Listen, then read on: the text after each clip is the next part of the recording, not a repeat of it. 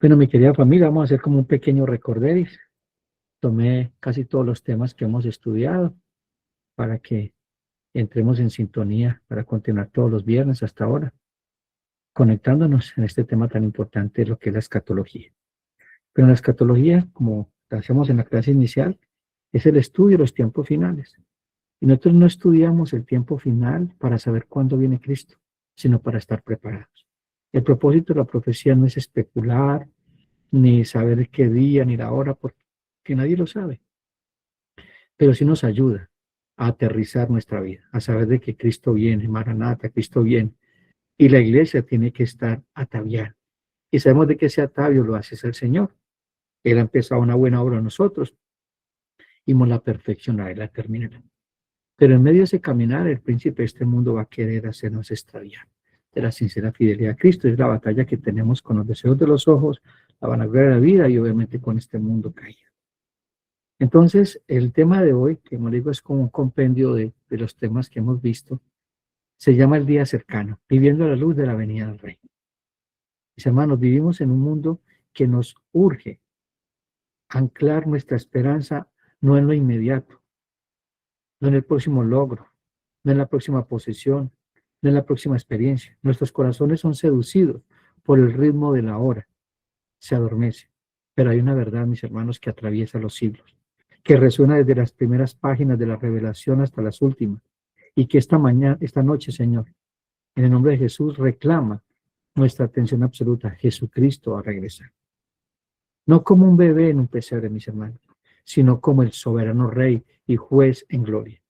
El día del Señor no es un concepto, mis hermanos, vago, ni una metáfora poética, porque muchos creen eso. Porque desafortunadamente esos mal llamados profetas han dicho una y otra vez que Cristo viene para tal fecha, para la otra. Y el propósito de esas falsas profecías es desvirtuar la segunda venida de Cristo. Y el Señor viene, y está viniendo. Escatológicamente está viniendo, se está acercando con cada acontecimiento, con cada evento de la historia. Porque el Señor está haciendo de que los tiempos y las sazones se organicen conforme a su plan y propósito. Por eso no hay que sentir temor, mis hermanos, al ver cómo se multiplica la maldad en el mundo, cómo hay rumores de guerras, pestes, hambres, todo lo que vemos. Eso lo vimos ya en una clase pasada que se llama el principio de dolores. Es el principio de dolores. Y empezó del momento que Jesucristo ascendió al cielo. A partir de ese momento empezó el último tiempo, ya no hay más tiempo. La noche está avanzada. El apóstol Pablo dice en 1 Corintios, en Romanos capítulo 13, que la noche está avanzada. El día del Señor se acerca. Imagínense si está cerca en esa época, cuánto más ahora. Cuánto más ahora. Entonces el día del Señor no es un concepto vago ni una historia, es el clímax. Es el clímax de la historia de la redención, mis hermanos. Es un evento histórico, futuro, ineludible. Ante la avalancha, mis hermanos, de especulaciones, calendarios manipulados, falsas doctrinas, falsas profecías que desvían la mirada de quién, al cuándo y al cómo. Es lo que les decía ahora, mis hermanos. Cada tipo de profecía, que la profecía maya, que esta profecía de Bababanga, bueno, todas esas cosas locas que salen, hermanos, es lo que dice la Escritura. Es lo que dice la Escritura, nada más que la Escritura. Pues llamamos evangélicos, porque nuestra vida está centrada en el Evangelio, no en lo que dice fulanito, ni en el sueño de Perencejo, ni en esto ni en lo otro. Entonces, ante esa avalancha de especulaciones, calendarios manipulados y falsas doctrinas que desvían la mirada del quién, Jesucristo, el cuándo, que vendrá, y el cómo, la escatología reformada nos ofrece un faro de sobriedad, es decir, de equilibrio, de solidez bíblica y profunda esperanza pastoral. Este estudio que hemos comenzado ya hace varios meses no busca satisfacer nuestra curiosidad, mis hermanos, sino conmover los cimientos de nuestra comodidad. Hemos venido hablando que una de las amenazas, uno de los ataques fuertes que está teniendo la iglesia en este tiempo es la mundanalidad, el materialismo. Es querer vivir el aquí y el ahora, sin pensar en el regreso de Cristo. Y eso ha venido pasando en muchos creyentes. El consumismo, el materialismo. Hemos perdido de vista el reino de los cielos y su justicia. estamos desempeñados en las añadiduras. Hemos visto en uno tras otro devocional. Entonces miremos el día del Señor. La certeza inquebrantable no es una especulación frenética. La escatología reformada, mis hermanos, se caracteriza por una firme confianza en la soberanía de Dios y una interpretación histórico-gramatical de la profecía. Esto es muy importante. La soberanía de Dios. Dios es soberano. Por más loco que esté el mundo, por más desequilibrado, por más oscura que esté la noche, Dios está en control. Y es por eso que nosotros como creyentes no podemos alarmarnos. Debemos estar expectantes, debemos estar apercibidos, velando, orando y haciendo la voluntad del Rey de Gloria. Porque no sabemos cuándo viene el Señor, ni tampoco cuándo nosotros vamos a ir. Porque una cosa está, con Él nos encontramos, ya sea que Él venga o nosotros vayamos a Él, pero con Él nos encontramos. Miremos entonces el primer punto, la naturaleza del día del Señor. El día del Señor en las Escrituras es un gran día que abarca desde la resurrección de Cristo, que es el principio, hasta su retorno final, la consumación. Es decir, el ya, pero todavía no. Es el día de su victoria definitiva, el juicio y la restauración total, es decir, la salvación total. Cuando Cristo venga, es cuando este cuerpo mortal se revestirá de inmortalidad. Cuando ya no habrá más dolor ni más llanto, cuando nos encontraremos con el Rey de Gloria y participaremos de su segunda venida. Más adelante vamos a ver que la iglesia estará en la gran tribulación, ya lo vimos, porque es un medio de gracia para purificar la iglesia. Nosotros como presbiterianos reformados o como toda doctrina reformada, creemos de que la iglesia no será arrebatada antes de la gran tribulación, sino durante la gran tribulación. Creemos que hay hay un arrebatamiento, pero es durante la gran tribulación y lo vamos a ver más adelante porque la Escritura así lo dice. Quiero que me acompañen sus Biblias para que veamos un texto que es muy importante. Segunda de Pedro 3, 10 al 13. Dice la palabra del Señor. Segunda de Pedro 3, 10 al 13. Pero el día del Señor vendrá como ladrón en la noche, en los cuales los cielos pasarán con gran estruendo, y los elementos ardiendo serán deshechos, y la tierra y las obras que en ellas hay serán quemadas, puesto que todas estas cosas han de ser deshechas. ¿Cómo no habéis vosotros andar en santa, piadosa manera de vivir? Y hago un paréntesis allí. Si ves que todo lo que es tesoro para el mundo, todo lo que es la mundanalidad, el materialismo, todo eso queda consumido. Entonces nos dice, ¿cómo no debéis vosotros andar en santa, es decir, apartados, pidiendo la fe? Piadosa significa vivir la fe en nuestra manera de vivir. Y como dice, esperando, estamos esperando, es una esperanza, y esa esperanza es una vergüenza, Cristo viene.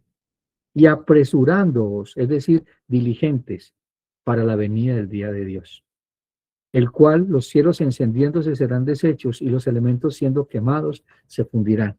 Pero nosotros, ese pero de Dios es espectacular, mis hermanos, pero nosotros esperamos según sus promesas. ¿Qué esperamos? Cielos nuevos y tierra nueva, en los cuales mora la justicia. Esa es nuestra esperanza. En 1 Tesalonicenses 5, 1, 2 dice, pero acerca de los tiempos y de las ocasiones, no tenéis necesidad, hermanos, que yo os escriba, porque vosotros sabéis perfectamente que el día del Señor vendrá así como ladrón en la noche. Es decir, nadie lo sabe. Hermanos, no es un evento secreto. Y esto es muy importante tener en cuenta para nuestros hermanos dispensacionalistas, que los amo profundamente porque yo también estuve allí. Ellos creen que vendrá un rapto secreto. Es decir, que nadie se da cuenta solamente cuando verán la ropa y los aviones caer y no sé qué más, porque son películas. Pero eso no dice la Escritura, hermano. Ya lo hemos visto una y otra vez en el avance del tema. Para los que están por primera vez, les recomiendo, incluso si ustedes quieren, ahora en el muro les envío todas las clases que hemos tenido para que las escuchen y puedan aterrizar todo el conocimiento y para la próxima clase podamos tener más conexión con el tema. Entonces, el evento, el día del Señor, no será secreto. Lo dice la misma Escritura. Es un evento, no es un evento secreto, sino público, glorioso e imposible de ignorar. Dice la Escritura de aquí que viene con las nubes y todo ojo lo verá. ¿Sí? Apocalipsis 1:7 dice aquí que viene con las nubes y todo ojo lo verá y los que le traspasaron, y escucha esto, y todos los linajes de la tierra harán lamentación por él. Sí, amén. Entonces, no será secreto. No será secreto, todo ojo lo verá. Miremos entonces el rechazo, fijar fechas. Cristo dijo directamente, pero el día y la hora nadie lo sabe. Mateo 24:36. Bueno, la historia está llena de escombros humillantes de quienes desobedecieron esto. Nuestra tarea no es calcular, sino vigilar. Y esto es muy importante. Muchos hombres, muchas mujeres que decían tener la revelación, hace mucho tiempo están diciendo que viene el Señor. ¿Qué tal fecha? ¿Qué tal otra? Y no pasa. Esto no es calcular, hermano, es vigilar. La iglesia fue mandada y llama al Señor a ser vigilantes. Vigilantes primero nosotros mismos, predicándonos el Evangelio, como dice, examinaos a vosotros mismos si estáis en la fe o acaso no conocéis al Señor. Es decir, vigílense, examínense si están viviendo de acuerdo a la palabra del Señor.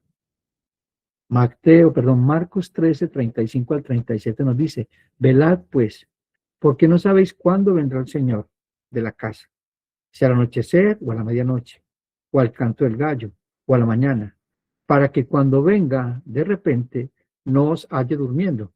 Y lo que a vosotros digo, a todos lo digo, velad. Esa palabra dormir allí no es que estemos dormidos físicamente, sino espiritualmente. Y el enemigo de nuestras almas es experto en adormecernos espiritualmente, con los deseos de los ojos y abandonar la vida, incluso hasta con nuestra propia religiosidad. Hermano, nosotros tenemos que tener una vida fervorosa. Recuerden lo que pasó en la iglesia de Éfeso, tenía muchas obras, demasiadas obras, pero había dejado su primer amor. Es decir, que todo lo que hacían, no había pasión, no había fervor, no había compañerismo con Cristo. Realmente eran obras sin Cristo. Y es triste ver las obras sin Cristo, porque ¿qué dice el Señor? Si no te arrepientes, quitaré el candelero de tu lugar, es decir, dejaría de ser iglesia. Y es el llamado, mis hermanos, el llamado del Señor es a estar vigilantes. Si tú vigilas tu vida espiritual, puedes ayudar a vigilar la vida de otros. No para juzgar, sino para animar, para consolar, para ayudar, para orar por ellos. Esa es nuestra misión como iglesia. Todos los días nos manda el Señor a ser vigilantes. La incertidumbre del cuándo es una, hermanos, eso es tremendo. O sea, hay una incertidumbre del cuándo. Y es una gracia pastoral diseñada para mantenernos en un estado de expectativa constante, no de letargo intermitente. Por eso es que ese hebraísmo cuando dice que velemos, o sea, que velemos porque no sabemos, será como ladrón en la noche. Hermano, si usted sabe que el ladrón viene a robarlo, usted no va a quedarse dormido, usted va a estar atento. Usted va a estar vigilando por dónde es que viene, por qué puerta va a entrar, por qué ventana. Y nosotros hemos perdido de vista eso. Tener en mente de que Él vendrá como ladrón en la noche. Todos los acontecimientos que estamos viendo históricamente, los noticieros, todos son los tiempos y las sazones. Acontecimientos que no pasan, no pueden pasar desapercibidos, pero tampoco hemos de ser especulativos ni tomarlos de una manera alarmista. Tenemos que ser tan centrados en el Evangelio. No especular. Una cosa es clara. Dios está en control, Dios es soberano. Y todo lo que está pasando está llevándonos al regreso de Cristo. Está llevando a la historia del hombre al advenimiento. Tú y yo no esperamos el anticristo. Tú y yo estamos esperando a Cristo. ¿Vale? Que estamos esperando no el anticristo. Pero el anticristo vendrá y ya está operando. Ya vemos esa clase también. Cómo el espíritu del anticristo estaba operando desde la época de los apóstoles. Y cómo ha venido operando a través de la historia, a través de gobernantes y de sistemas políticos, sociales, morales y religiosos. Pero ese espíritu se personificará en un ser, en un hombre de carne y hueso, porque Satanás imita a Dios. Él imita a Dios en todo. En 1 Juan 3:2 al 3 dice, amados, ahora somos hijos de Dios y aún no se ha manifestado lo que hemos de ser. Pero sabemos que cuando Él se manifieste, es decir, Cristo, seremos semejantes a Él, porque le veremos tal como es Él. Y todo aquel que tiene esta esperanza, y mire tan importante esto, en Él se purifica a sí mismo como Él es puro. Es decir, esta verdad de la segunda revenida de Cristo, de su regreso, nos ayuda a santificar.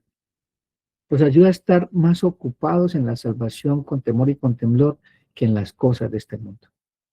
Primera pregunta de esta noche. ¿En qué estás ocupando tu tiempo, tu vida? ¿En qué la estás ocupando?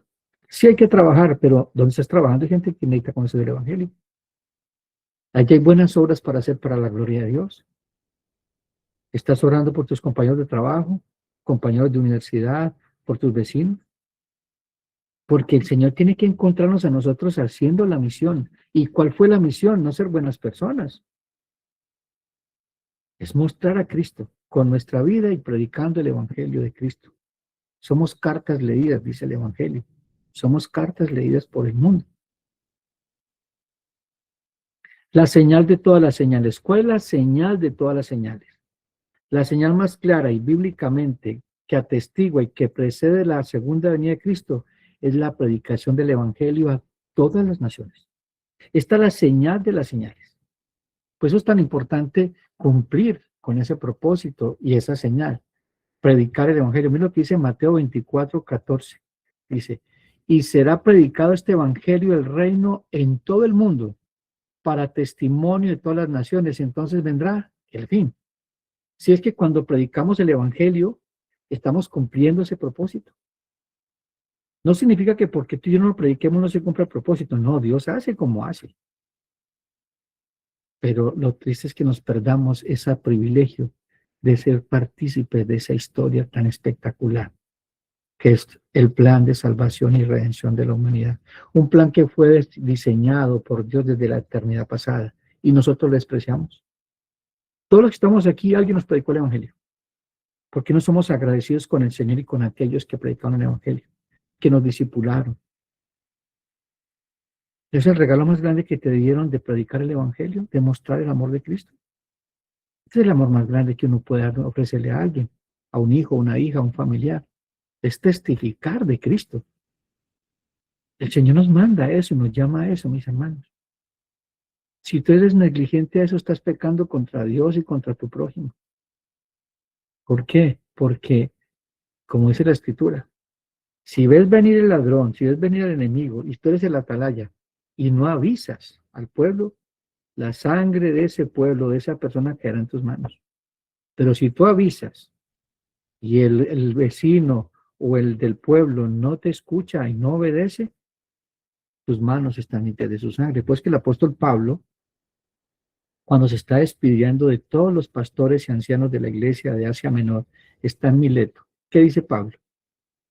Mis manos están limpias de su sangre, porque les he predicado todo el consejo de Dios. Todo el consejo de Dios, no algunas cosas, sino todo el consejo de Dios. Y eso es fundamental para nosotros como pastores. Nosotros nunca estamos esperando la aprobación de ningún hombre. Pablo le dice a Timoteo, procura con diligencia presentarte ante Dios aprobado, como lo que no tiene que avergonzarse porque tras hay una palabra de verdad. Nosotros no predicamos para tener feliz a la gente y para que no se van de la iglesia o para que se sientan cómodos.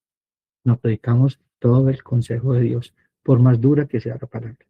No se olvide que la palabra es como un martillo.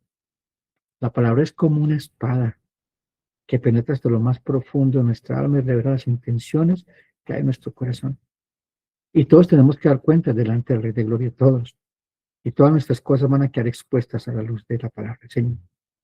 Hermano, nuestra prioridad no es descifrar códigos en eventos geopolíticos, sino participar con urgencia de la gran comisión. Hay mucha gente que está más acomodada a ver noticias y a especular que estar predicando el Evangelio. Hermano, cada pueblo alcanzado, cada corazón convertido, es un ladrillo más en el camino por el regreso de Cristo, por el regreso al Rey. Vamos al segundo punto. He aquí, yo vengo pronto. ¿Cómo se siente esta verdad, mis hermanos? Se diga, he aquí, yo vengo pronto. Imagínate que lo está diciendo Cristo en este momento, he aquí, yo vengo pronto. Y te lo está diciendo hoy, he aquí, yo vengo pronto. Estoy hablando en el nombre de Jesús, he aquí, yo vengo pronto. ¿Cómo se siente esta verdad? No como el miedo paralizante ni alarmista, mis hermanos, ni la indiferencia del escéptico, sino como una esperanza activa y santificadora. Tiene que movernos a hacer lo que el Señor mandó hacer. Veremos la bienaventuranza del que aguarda. Dice, bienaventurado aquel siervo al cual, cuando su Señor venga, le haya haciendo así. Mateo 24:46. Hermanos, la esperanza bendita no es para los que solamente miran el cielo, sino para los que con las manos en el arado miran al cielo, y es una esperanza que trabaja. Estamos mirando al cielo, pero mirando el arado también. Lo que se está sembrando, la predicación del Evangelio. Y este texto es tremendo, mis hermanos, y lo voy a leer completo. Mateo 25:14-30. Dice, porque el reino de los cielos es como un hombre que yéndose lejos llamó a sus siervos y les entregó sus bienes. A uno dio 5 talentos, a otro 2 y a otro 1, y cada uno conforme a su capacidad. Luego se fue lejos. Y el que había recibido 5 talentos fue y negoció con ellos y ganó otros 5 talentos. Asimismo, el que había recibido 2 ganó también otros 2. Pero el que había recibido 1 fue y cavó en la tierra y escondió el dinero de su señor. Después de mucho tiempo vino el señor de aquellos siervos y arregló cuentas con ellos. Llegando el que había recibido 5 talentos, trajo otros 5 talentos, diciendo, Señor, 5 talentos me entregaste, aquí tienes, he ganado otros 5 talentos sobre ellos. Y su señor le dijo, bien, buen siervo fiel, sobre poco has sido fiel, sobre mucho te pondré. Entra en el gozo de tu señor. Llegando también el que había recibido 2 talentos, dijo, Señor, 2 talentos me entregaste. Aquí tienes, he ganado otros 2 talentos sobre ellos. El Señor le dijo, bien, buen siervo fiel, sobre poco has sido fiel, sobre mucho te pondré. Entra en el gozo de tu Señor. Pero llegando también el que había recibido 1 talento, dijo, Señor, te conocía, que eres hombre duro, que ciegas donde no sembraste, que recoges donde no esparciste, por lo cual tuve miedo y fui y escondí tu talento en la tierra. Aquí tienes lo que es tuyo. Respondiendo su señor y le dijo, siervo malo y negligente, sabías de que ciego donde no sembré y que recojo donde no esparcí. Por tanto, debías haber dado mi dinero a los banqueros y al venir yo hubiera recibido lo que es mío con los intereses. Quitarle pues el talento y darlo al que tiene 10 talentos, porque el que tiene le será dado y tendrá más, y al que no tiene aún lo que tiene le será quitado. Y al siervo inútil echarlo en las tinieblas de afuera, allí será el lloro y crujir de dientes. Qué fuerte esto, mis hermanos. Y es una verdad. ¿En cuál de los 3 tú estás? Y ustedes ven que al que entregó 5, le devolvió 5, no le pidió que diera 20 ni 30, sino 5. Al que dio 2, entregó 2, es decir, 4. Y a todos le dijo, buen siervo fiel, en lo poco me fuiste fiel, en lo mucho te pondré, entra en el gozo de tu Señor. No hubo diferencia, entraron al mismo gozo el Señor. El otro tenía que entregar 2, pero entregó 1. Y aún sabiendo que lo conocía y sabía qué hacía, no hizo lo que tenía que hacer. Medianamente lo que tenía que hacer, entregarlo a los bancos a intereses. No negociar, listo, no quiere negociar, pero que haga. Listo, tú no quieres ir a predicar, pero entonces ora, envía a otros, colabora con la causa misionera, apoya una obra. Hermanos, pero no podemos quedarnos así sin hacer nada, porque el Señor viene, Cristo viene, Maranata, Cristo viene, Él viene, el Rey de Gloria viene, está viniendo.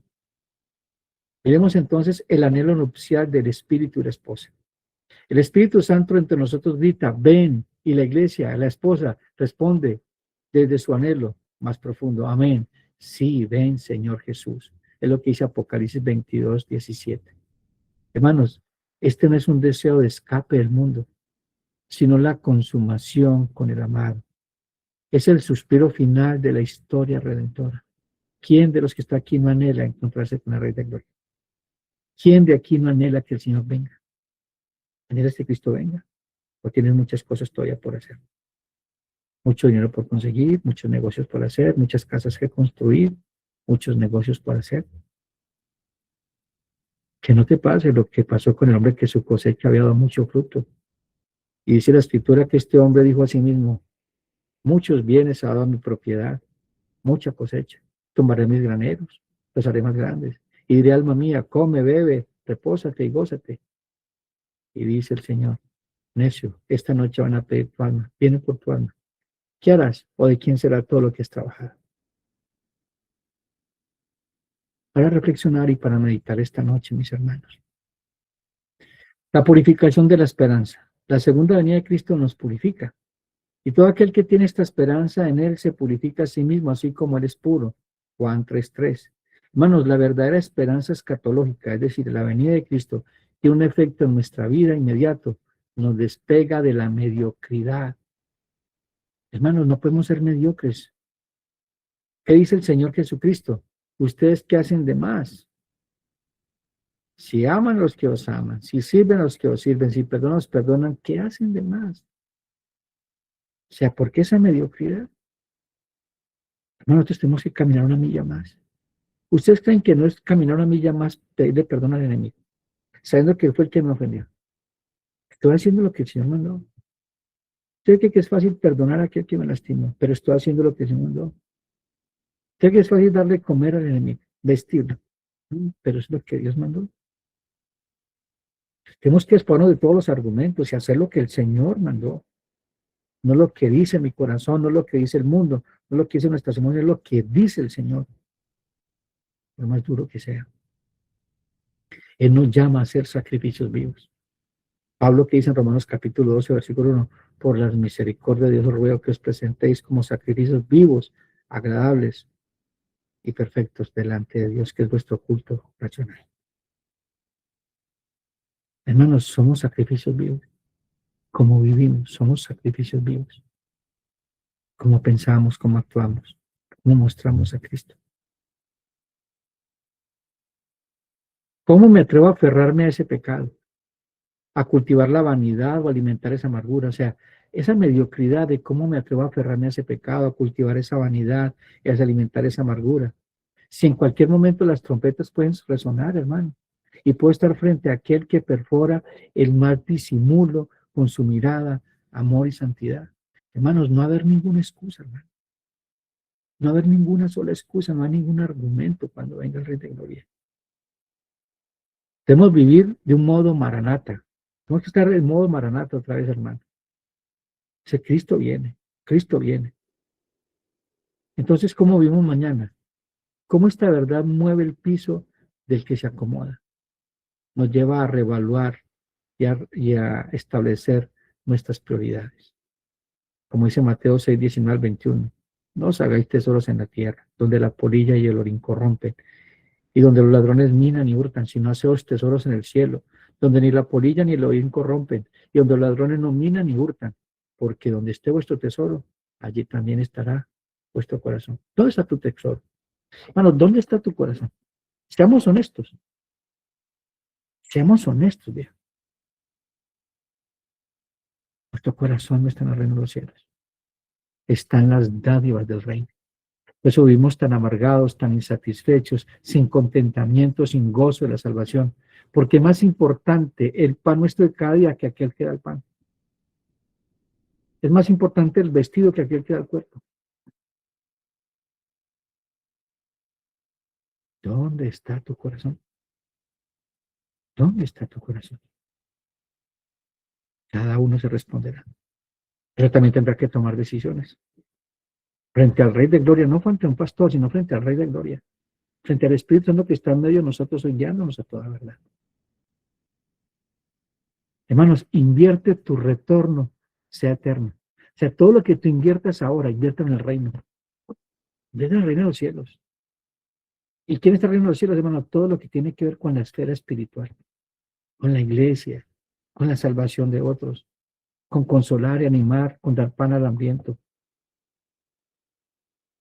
Hermanos, porque todo lo que tú siembres aquí lo recogerás en el cielo. Y no lo hacemos para recoger, no, lo hacemos por amor al Rey de Gloria, que ya nos dio todo en Cristo. Yo no doy para que Dios me dé, no, Dios ya te dio todo. Pero es nuestra obligación, no obligación por condición, sino por amor. Todo lo que tengo es tuyo, Señor. Enséñame a ser un buen mayordomo, una buena mayordomo, de lo que me has entregado: tiempo, familia, hijos, matrimonio, finanzas, trabajo, talentos. Nosotros, para los pastores, no existe plan B. Yo algún tiempo tuve plan B. porque trabajé en una empresa y pasé trabajos. No hacer la voluntad de Dios, hubo una disciplina. Me accidenté y todavía estoy pagando las consecuencias de ese accidente. Pero Dios es bueno y me mantiene firme por su misericordia. Pero pagué un precio. Aprendí, no existe plan B. Para los cristianos no existe plan B, hermano, solamente plan A y ya no más. Solo plan A, reino de los cielos y su justicia. Las añadiduras Dios las traerá, independientemente de cuál sea esa añadidura. Entonces, tiempo, talentos, tus tesoros, ¿estás construyendo un pequeño reino de comodidad aquí?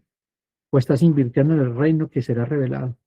Cada decisión financiera, profesional, familiar, debe pasar por el filtro de, ¿esto tendrá valor al que da el día? Esto que yo voy a hacer, esto que yo voy a dar, esto que yo voy a pensar, esto que yo voy a decir, ¿dará gloria a Dios? ¿Será parte de su reino? ¿Está conforme al Evangelio? ¿Lo que pienso hacer, lo que pienso decir? ¿O lo que me dicen los demás, o lo que dice tu corazón? Hermanos, la obediencia está cargada de sacrificio. La obediencia está cargada de sacrificio, hermano, porque obedecer es un deleite para el espíritu, pero es un sacrificio para la carne. Cristo está en la huerta de Getsemaní y está llorando lágrimas de sangre. ¿Y qué dice Cristo? Si te es posible, aparte de esta hora, pero que no se haga mi voluntad, sino la tuya. ¿Podemos decir eso al Señor? Padre, que no se haga mi voluntad, sino la tuya. Digo una cosa, hermano, cuando nos sometemos a la voluntad de Dios, Él nos fortalece, Él nos anima, Él nos consuela, Él nos capacita, Él nos fortalece para continuar dando la buena batalla a la fe todos los días. Es lo que hace el Señor, mis hermanos. Tenemos la perseverancia fiel en el llamado. Así que, hermanos míos y amados, estad firmes y constantes. Lo dice 1 Corintios 15:58. Creciendo en la obra del Señor. Mire, no dice así, hermanos míos o amados, estad firmes y constantes, creciendo en su cuenta bancaria, comprando terrenos, pensando en las vacaciones del próximo año. No, firmes y constantes, creciendo en la obra del Señor siempre, sabiendo de que vuestro trabajo en el Señor no es en vano. Esa es nuestra recompensa como pastores. Nuestra obra no es en vano. Ruego a Dios que todos estamos aquí y sé que así será. Nos encontremos en el cielo y nos conozcamos porque vamos a conocer. Y que el Señor nos diga, buen siervo fiel. En lo poco me has sido fiel, en lo mucho te pondré. Entra al gozo de tu Señor. Eso tiene que ser muy hermoso ese día, ¿cierto? Ese momento. No sé si ustedes piensan eso, pero yo lo pienso mucho. Cuando me siento desanimado, cuando me faltan fuerzas, pienso en ese momento. En la segunda venida de Cristo, me encuentro con Él. Y entonces, como dice el apóstol Pablo, esta leve tribulación tiene un gran peso de gloria. Un gran peso de gloria todos los días, mis hermanos. La certeza de la resurrección y el juicio final le da un peso de gloria a nuestro trabajo más ordinario. Hermanos, no hay trabajo pequeño en la obra del Señor. Incluso la Escritura dice que el que da un vaso de agua a un profeta, bendición de profeta recibe.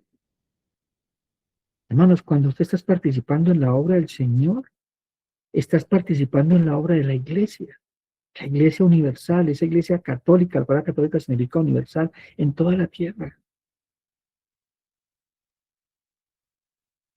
Pensemos en eso, mis hermanos.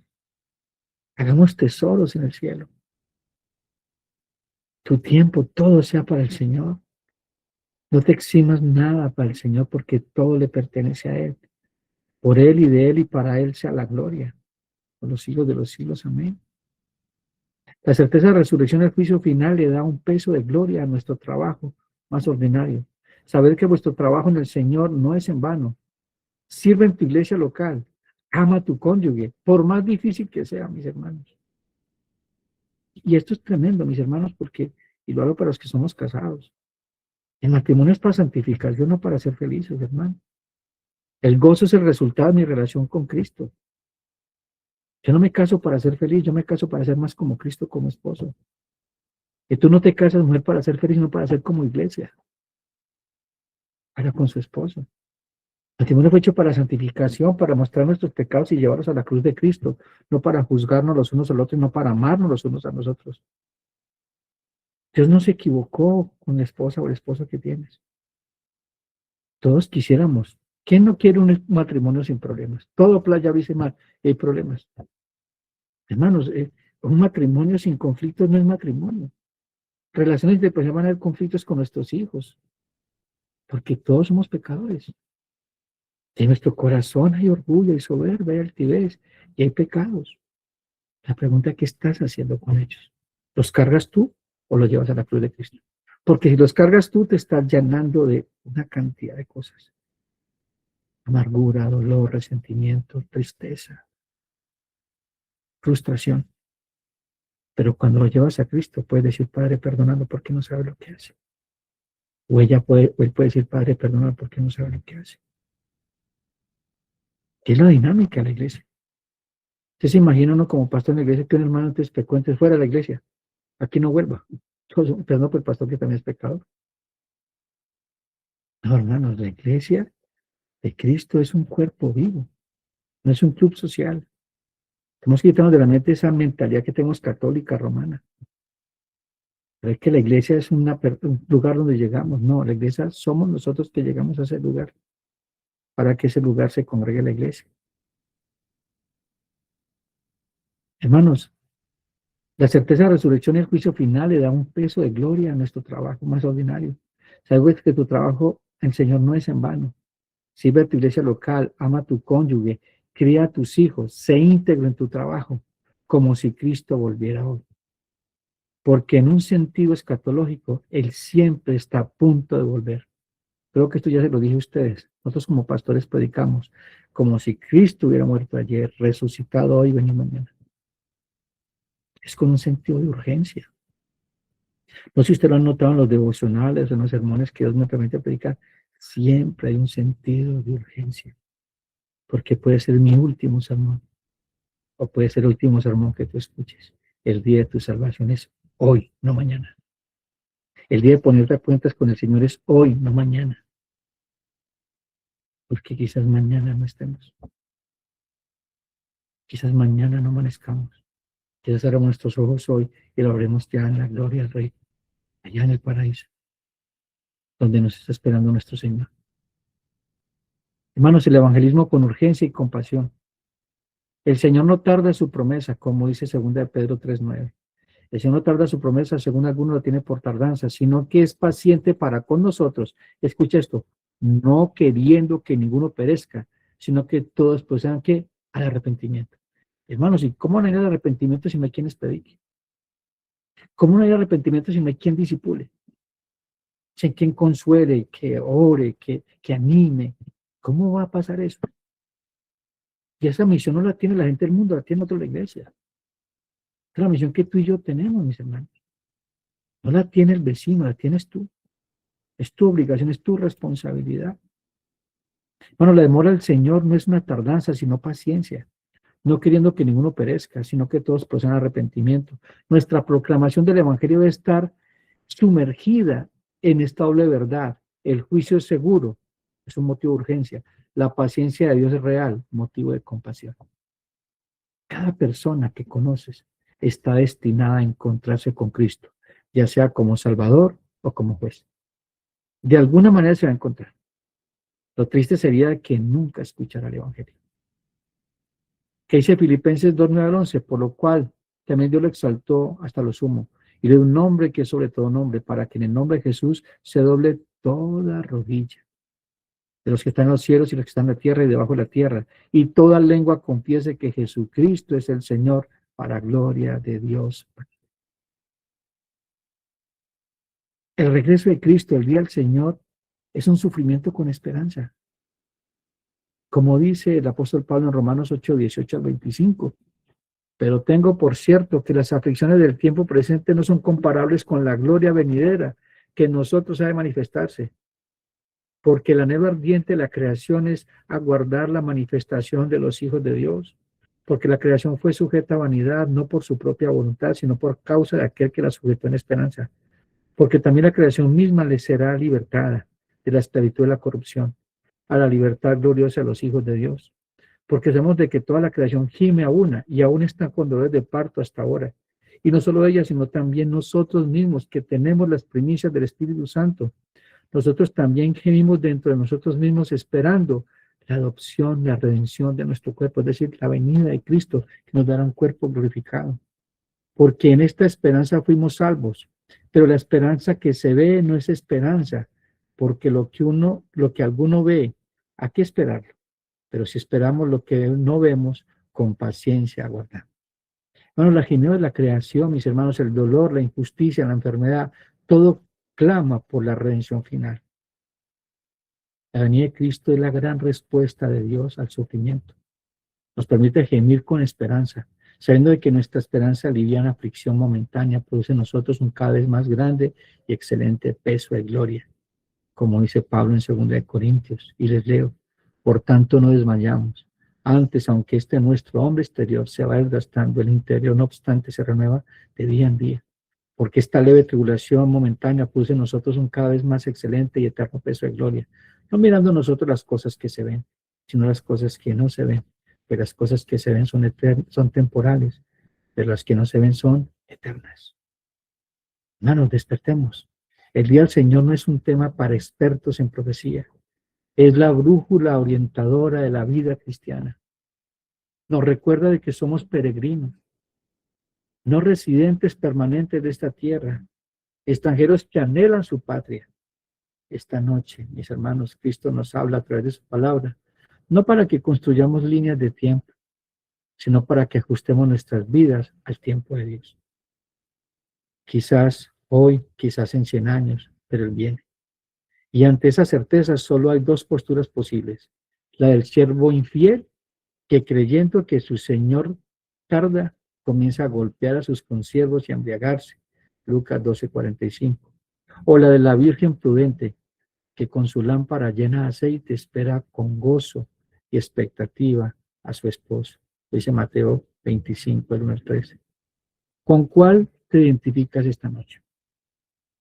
Que el Espíritu Santo, mis hermanos, use esta verdad para sacudirnos, para purificarnos y para fijar nuestros ojos en la esperanza bienaventurada y en la manifestación gloriosa de nuestro gran Dios y Salvador Jesucristo, como dice Tito. Tito 12 dice al 13, enseñándonos que renunciando a la impiedad, a los deseos mundanos, vivamos en el siglo sobria, justa y piadosamente. ¿Estás viviendo así? Sobria, justa y piadosamente, aguardando la esperanza bienaventurada y la manifestación gloriosa de nuestro gran Dios y Salvador Jesucristo.